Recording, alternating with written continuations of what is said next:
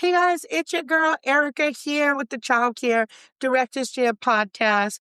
I missed all of you. I am so sorry. I know I missed a couple episodes and I know I never do that. And I know some of you reached out to me. You were a little worried. I'm fine. We had an addition to our family, which was wonderful. And then I was sick for a couple of days and I just needed to take a break. I have so much going on. But today we have a great episode. I am really excited because it's one of my favorite topics. It is about relationships. Now, if you're first time on this show, let me just tell you, the Child Care Directors Chair is a place where we explore leadership growth and the real life dynamics of running a high quality early childhood program. Like I said, I'm your host, and today we're diving into essentials, but something that is sometimes overlooked, and that is the heart of early childhood teams.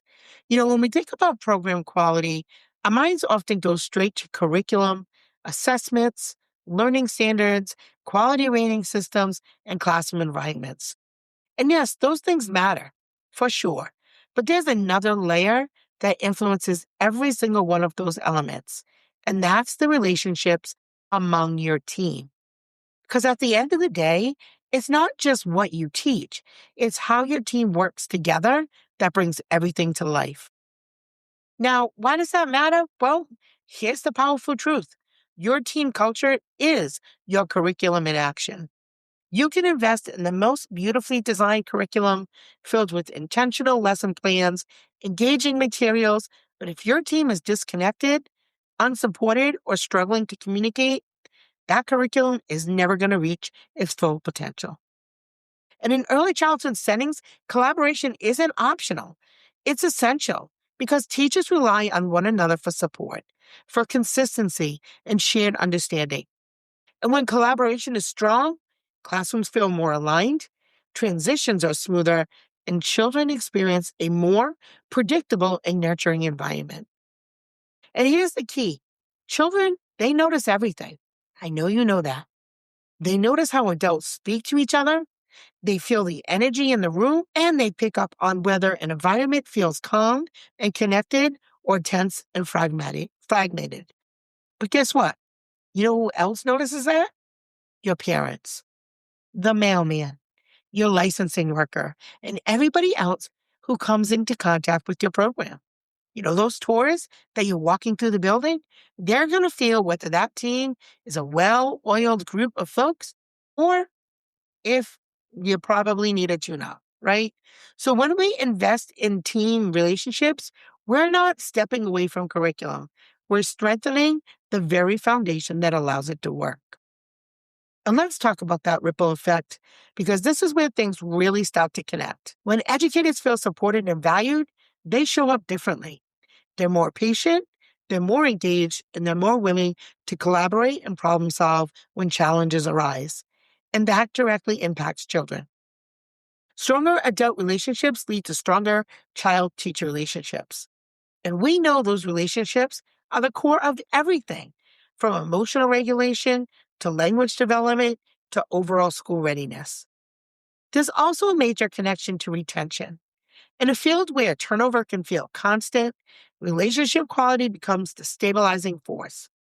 People stay where they feel respected, where they feel heard and connected. And trust me, I have worked on teams where it did not feel that way, and it did not feel good, and I did not stay long. So when your team feels like a true team, not just a group of individuals clocking in and out, you create a sense of belonging, and belonging is powerful.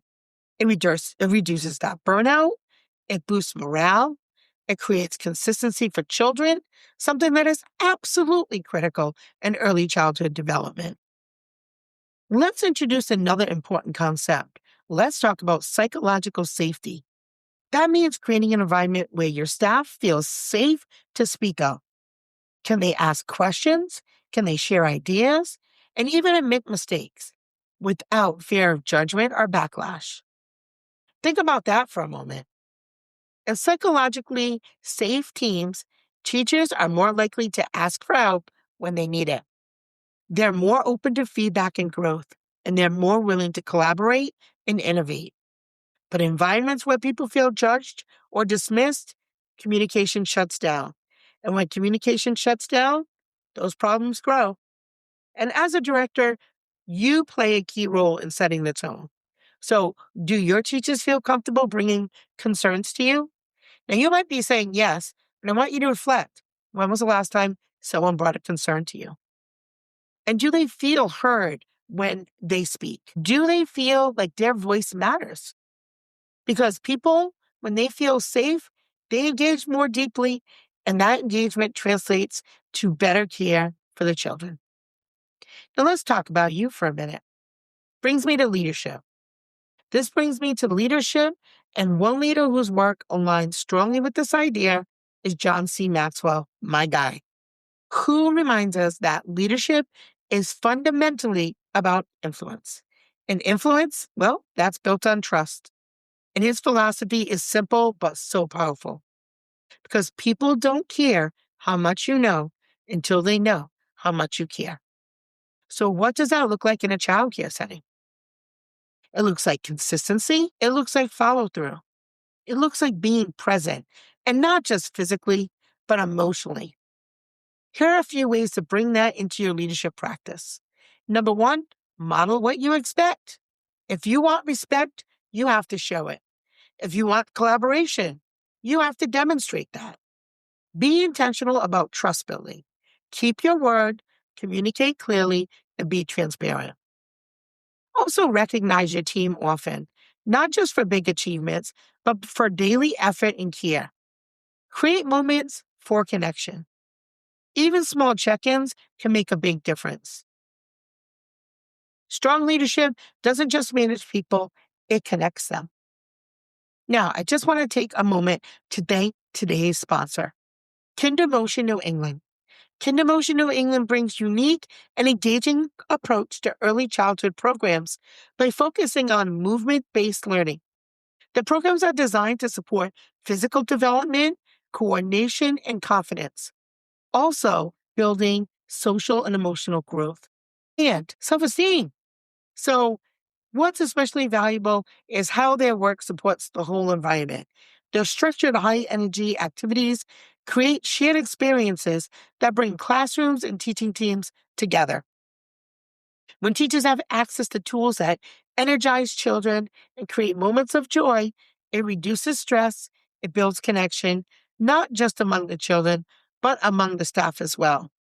Now, that's a great example of how thoughtful programming can support both child development and team dynamics at the same time.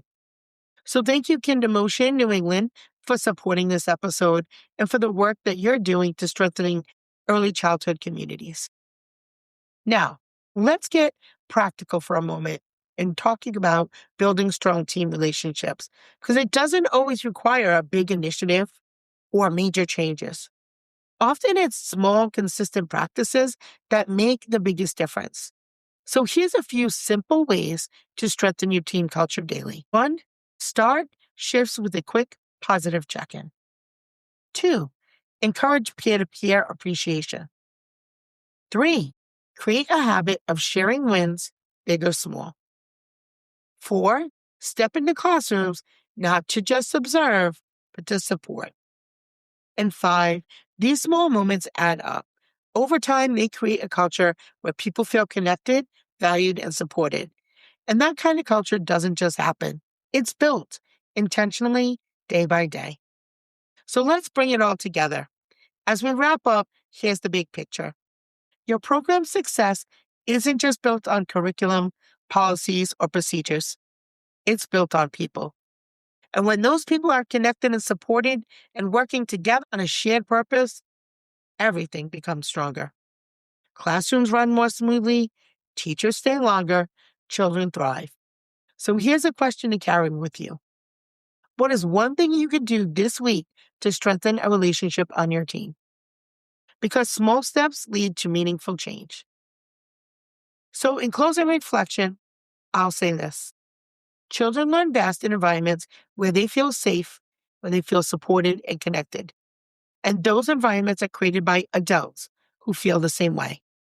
Stronger teams build stronger classrooms, and stronger classrooms build stronger futures. So thank you for joining me on the Childcare Directors Chair podcast. If this episode resonated with you, please share it with the team or share it with a fellow director because we truly are stronger together. Until next time, have a great day.